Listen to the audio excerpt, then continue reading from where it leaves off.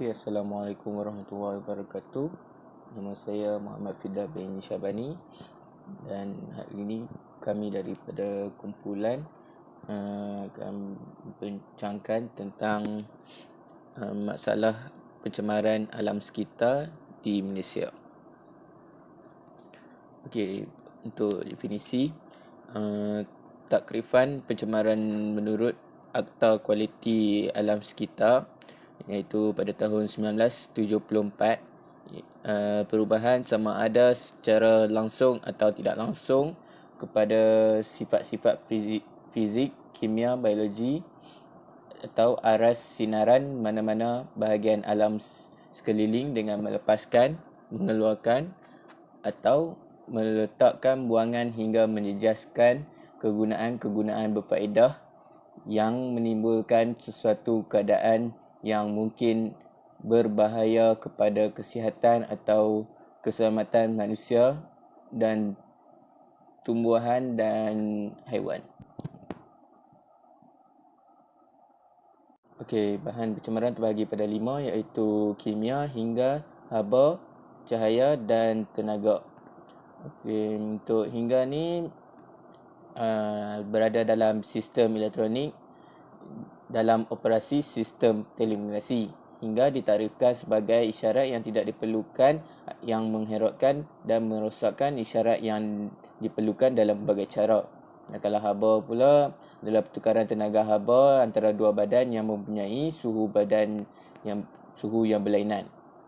Cahaya itu dikenali sebagai cahaya tampak, merupakan tenaga berbentuk gelombang dan membantu manusia dan binatang untuk melihat.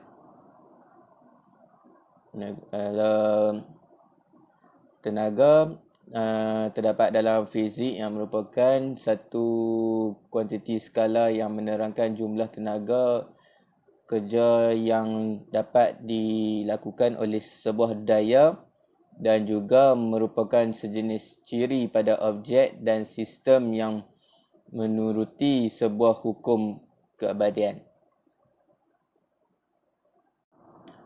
Okey, kita sambung untuk bentuk pencemaran. Bentuk pencemaran terdapat beberapa bentuk pencemaran yang mengancam bumi iaitu pencemaran udara, pencemaran air, pencemaran tanah, pencemaran radioaktif, pencemaran bunyi, pencemaran cahaya, pencemaran terma dan pencemaran visual. Okey, pencemaran udara iaitu pembebasan bahan kimia berbahaya atau benda asing ke dalam atmosfera. Contoh bahan pencemaran termasuk karbon monoksida, sulfur dioksida, klorofluorokarbon, nitrogen dioksida yang dikeluarkan oleh kenderaan dan kilang industri. Seterusnya kita masuk kepada pencemaran air iaitu kebocoran dan pembuangan bahan kimia ke dalam sumber air atau fenomena eutrofikasi hingga mengubah kandungan keadaan warna sama ada dalam bentuk biologi, kimia dan fizik.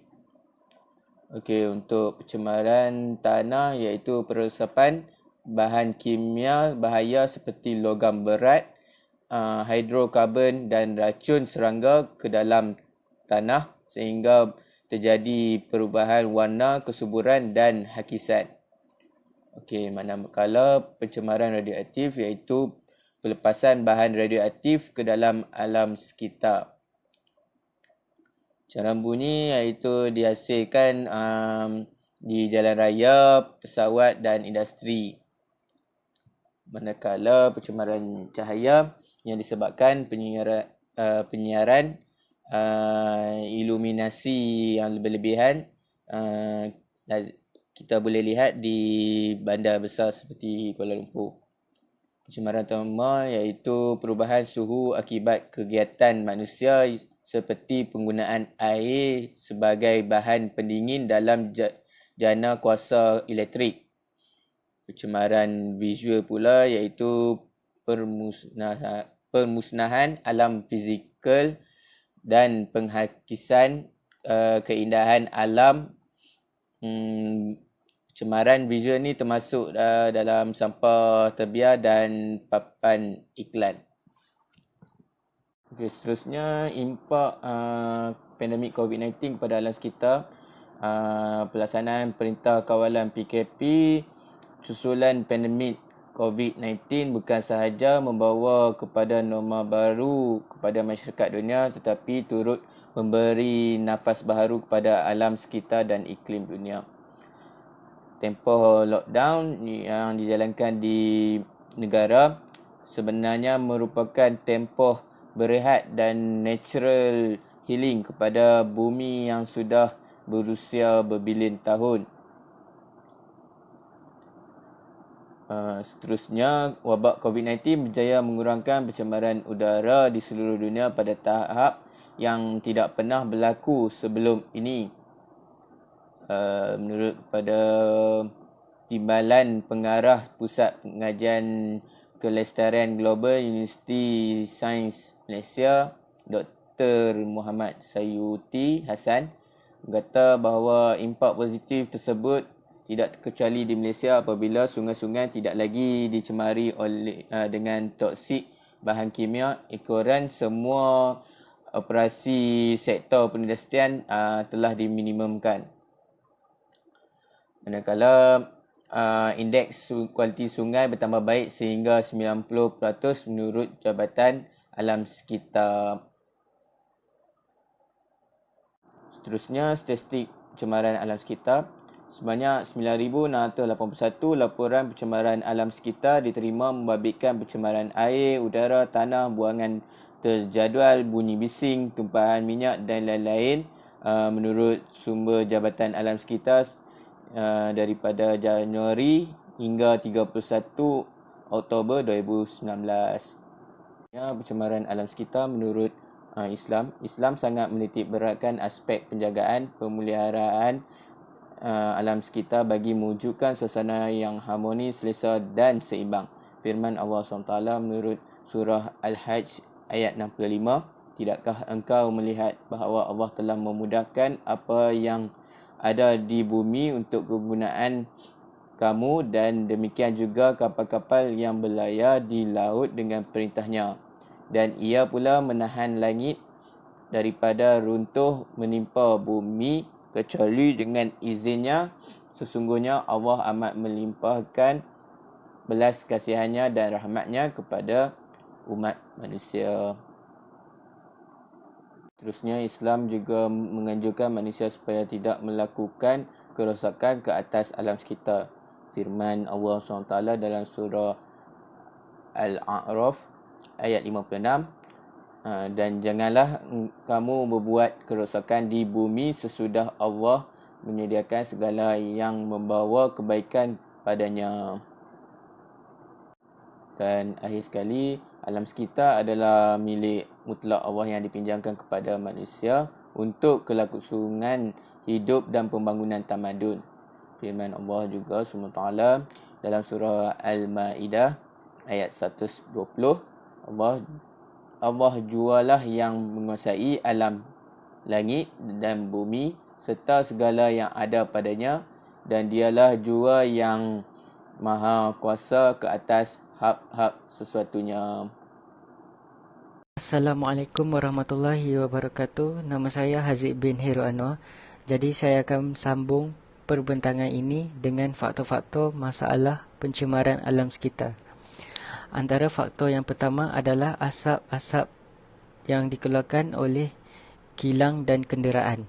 Asap-asap ini terdiri daripada asap hitam yang keluar daripada kilang dan kenderaan yang boleh mengakibatkan asap-asap tersebut terperangkap di ruang udara.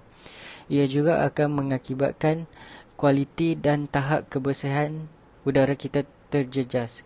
Kemudian ia juga akan mengundang kepada pelbagai penyakit jika dihidup oleh seseorang individu.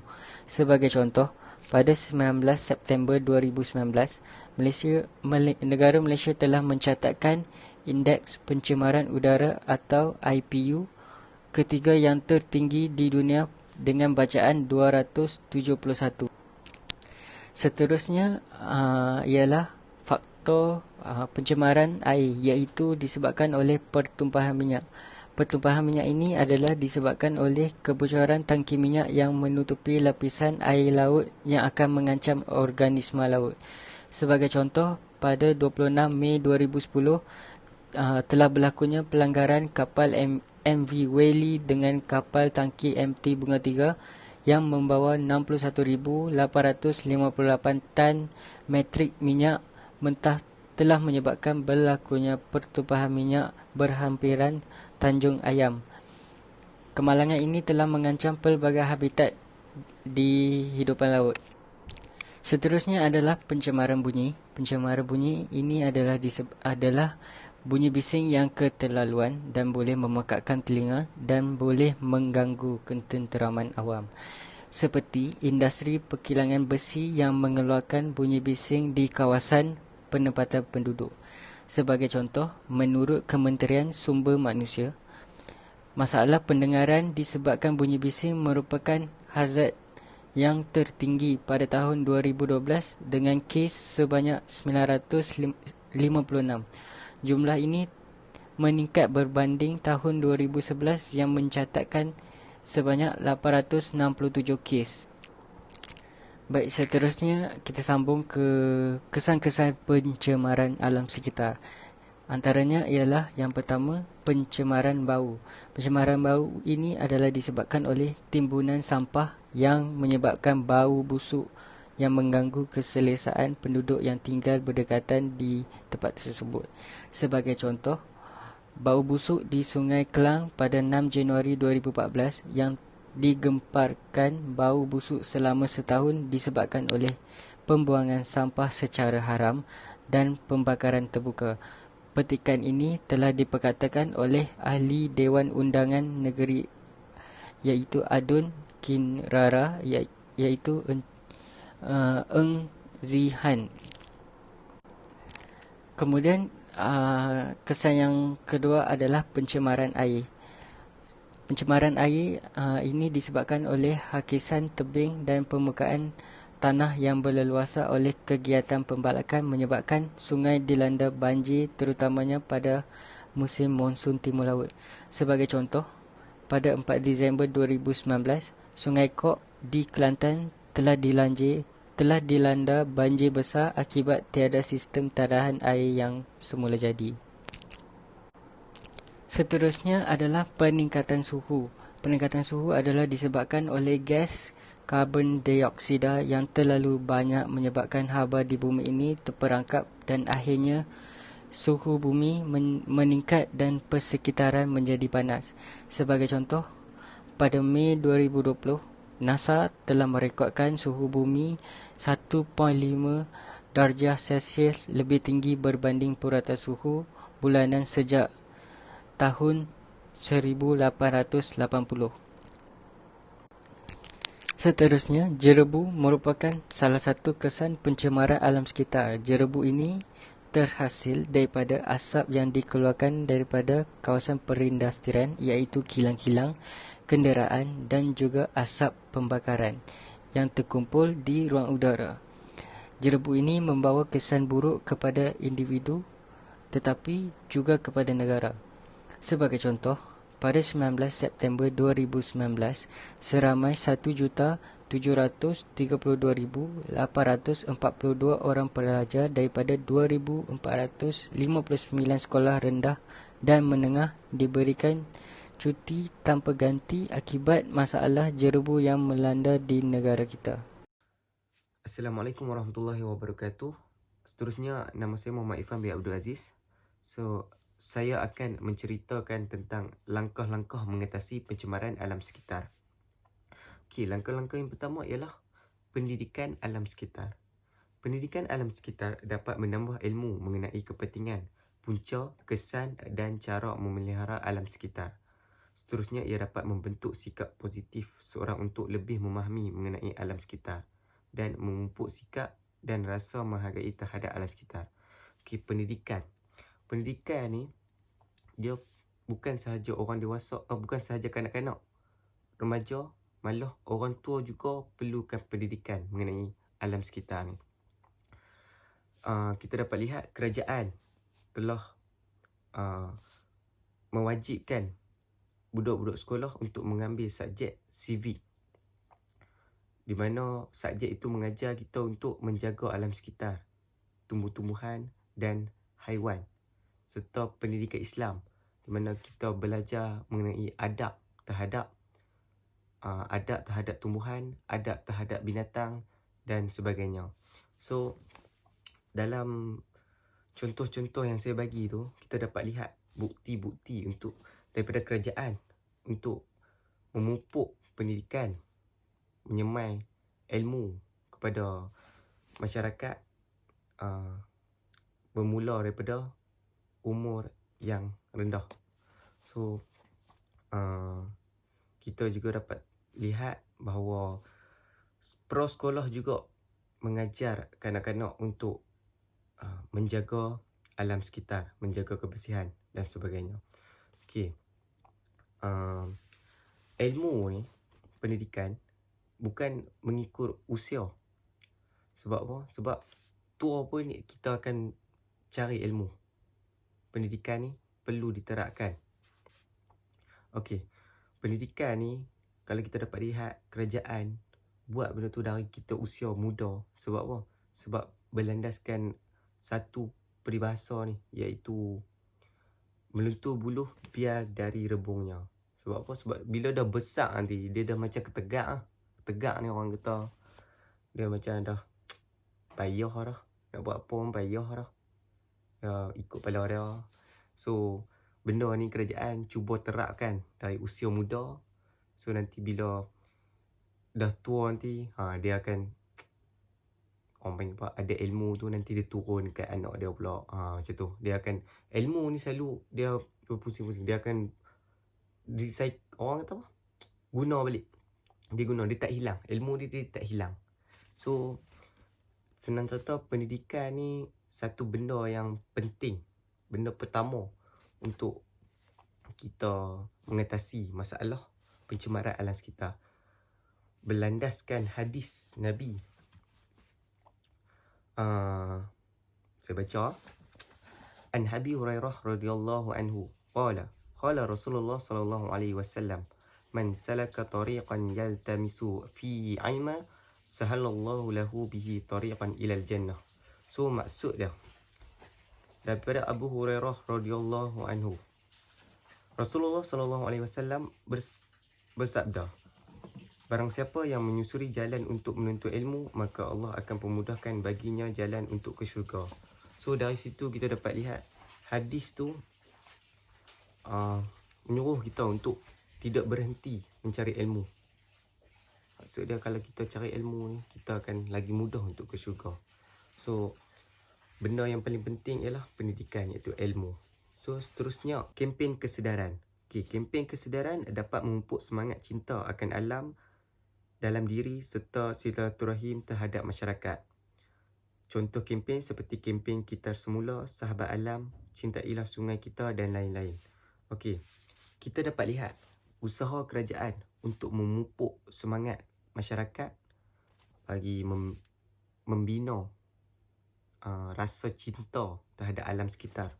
Contohnya, kerajaan mengadakan kempen satu warga satu pokok, di mana untuk menanam sifat rasa cinta terhadap alam sekitar kepada masyarakat. So, kempen-kempen seperti ini perlu diteruskan. Seperti kempen Kita Semula dan sebagainya perlu diteruskan. Sebab apa? Sebab kempen-kempen ni dapat memupuk semangat masyarakat setempat. So, dia tak seorang, dia macam ajak kawan, ajak geng, angkat geng. So, benda macam ni dia lagi bagus, lagi orang panggil efektif, dia lagi berkesan. So, contoh, sebab apa saya cakap tu? Sebab personality ni dia ada 3 faktor. Salah satunya ialah persekitaran. So, bila kita duduk dalam satu masyarakat yang macam dia buat kempen untuk masyarakat tu, orang dia kutip sampah. Contoh kutip sampah. Bila kita tengok orang tu, kita tengok dia kutip sampah. So, kita rasa macam, dia kutip sampah. aku nak buat ke. Dia macam kita nak terikut-ikut. Sebab itulah saya kata tadi, salah satu faktor personality ialah persekitaran. Bila kita tengok orang tu buat baik, kita pun nak buat baik. Kita macam nak ikut. So bila dia buat, contoh macam saya cakap tadi, dia kutip sampah tu, kita pun rasa, bagusnya dia ni, aku nak buat ke. Macam tu. So dia sekaligus dia menanam rasa sifat kebaikan dalam diri kita. So seterusnya ialah peranan media massa. Memberi pendedahan dan penyebaran tentang isu pencemaran alam sekitar. Contoh media ialah Facebook, YouTube, Instagram, WhatsApp dan sebagainya. Okey. Dalam era dunia sekarang ni, media massa ni menjadi satu benda yang paling berguna dan pantas untuk kita dapatkan info-info terkini. So media massa ni bagi saya pada zaman lah ni 2020 ni, zaman 2000 dekat atas pun dah jadi satu keperluan, satu benda yang berguna juga. Tapi ada negatif dia. Sebab apa? Sebab kadang ada berita palsu senang tersebar. Tapi itu bergantung kepada cara orang tu sendiri yang mengendalikan media massa tu. Kalau kita salah guna, salah lah. Kalau kita guna untuk kebaikan, maka kebaikan lah yang akan kita dapat. So melalui media massa ni, kerajaan banyak post, update, menyebarkan isu-isu mengenai alam sekitar untuk menyuruh masyarakat menjaga alam sekitar. So benda macam ni kita dapat lihat dalam Facebook. Contoh kerajaan mewujudkan Jabatan Alam Sekitar. So kalau pergi kat Facebook ada Rakan Alam Sekitar. Nama Facebook dia Rakan Alam Sekitar. Dia update tentang isu semasa alam sekitar. Contoh kempen. Nampak di situ usaha kerajaan untuk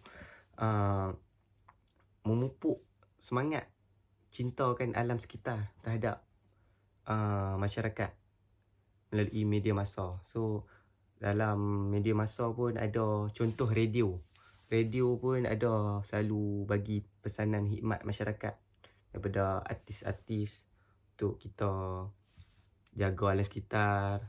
Pesanan melalui radio, juga surat khabar. Benda-benda macam ni perlu diteruskan. Juga kerajaan juga membuat satu video pendek, selalu iklan dalam TV. Contoh macam iklan denggi tu. Denggi tu bila kita tak jaga alam sekitar, so macam kotok-kotok tu ayak bertakung, dia menyebabkan denggi. So benda ni akan menjadi satu kesedaran kepada masyarakat untuk menjaga alam sekitar dan kebersihan. So bila video tu keluar, masyarakat rasa macam takut. Benda macam ni boleh mengakibatkan satu ancaman bahaya pada mereka. So kita sama-sama untuk memupuk semangat cintakan alam sekitar supaya kesihatan bersama dapat dijaga. So seterusnya kuat kuasa undang-undang. Okey. Mengenakan denda terhadap pihak yang melakukan pencemaran alam sekitar. So bagi saya benda macam ni paling penting untuk memberi pengajaran kepada masyarakat lain. Contoh kalau macam kilang ni buat pencemaran sungai, dia buat bagi kotak sungai. So kerajaan pi tangkap, buat denda. Denda ni dia ada dua jenis. Satu denda duit, jumlah wang tunai, serta boleh dipenjarakan. So macam saya cakap, bukti bahawa usaha kerajaan uh, untuk mengurangkan pencemaran alam sekitar ni, kerajaan macam saya cakap tadi menubuhkan Jabatan Alam Sekitar. So tugas Jabatan Alam Sekitar ni, depa akan tangkap orang yang sabit kesalahan. So kalau ada macam kilang-kilang ataupun ni siapa yang membuat pencemaran alam sekitar ni, boleh buat aduan kepada mereka. So depa ni akan tangkap orang tu dan bagi denda. Contoh macam dalam gambar di atas, Jabatan Alam Sekitar Negeri Selangor 2019, jumlah denda kes mahkamah ialah 4,049,000. So tu jumlah pada tahun tu saja. So masih banyak lagi orang yang degil sebab tak ada rasa cinta akan alam sekitar ni. So ini tugas bersama, sama-sama kita untuk menjaga dunia, menjaga alam sekitar ni. So itu merupakan satu usaha yang baik daripada kerajaan. Sebab apa? Sebab bila kita kena denda ni, kita juga ambil pengajaran pada diri kita sekaligus memberi pengajaran pada orang lain. Sebab apa? Sebab contoh kalau saya buka kilang depan tu kena denda. Kena denda sampai 50,000. Saya takut 50,000 tu. Bukan sikit tau, banyak tau. Ui, lepas tu saya pun hati-hati lah. Nanti kalau kena 50,000 tak padan. Sikit. Masalah sikit lah, boleh settle. Tapi 50,000 terbang. Tak bagi, tak padan. So, seterusnya kesimpulan. Okey, untuk kesimpulan. Selagi minda masyarakat tidak berubah, selagi itu masalah seperti pemanasan global, pencemaran sungai, perbalakan dan sebagainya tidak dapat diatasi. Oleh itu, kesedaran masyarakat untuk mengurangkan berlakunya masalah yang mengancam nyawa dan kehidupan kita amat penting. Menghargai, memelihara dan memelihara alam sekitar merupakan tanggungjawab kita. Kita hendaklah sama berusaha untuk membina satu bumi dan kehidupan yang lebih berkualiti, bersih, segar dan cantik dengan bermula menghargai dan memelihara alam sekitar. So, benda untuk menjaga alam sekitar ni berpunca pada kita juga. Kalau kita yang rosakkan alam sekitar ni, rosaklah alam sekitar. So, kita lah orang yang diberi tanggungjawab untuk menjaga alam sekitar ni. Bagaimana firman Allah Subhanahu Wa Taala yang bermaksud, dan janganlah kamu berbuat kerosakan di muka bumi sesudah Allah memperbaikinya. So berdasarkan ayat tersebut, janganlah kita buat rosak kat muka bumi. Sungguhnya alam sekitar itu juga satu ciptaan Allah Subhanahu Wa Taala.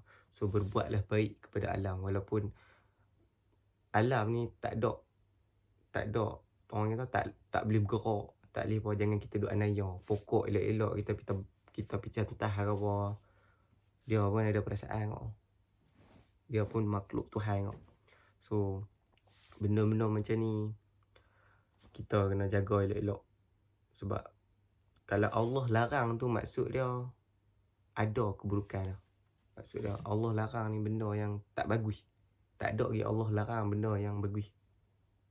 So kalau Allah larang tu senang cerita kita elok je. So bagi kesimpulan lah, kita ni sama-sama lah jaga alam sekitar. Sekian daripada saya. Assalamualaikum warahmatullahi wabarakatuh. Terima kasih. Kalau ada soalan boleh tanya. Okey.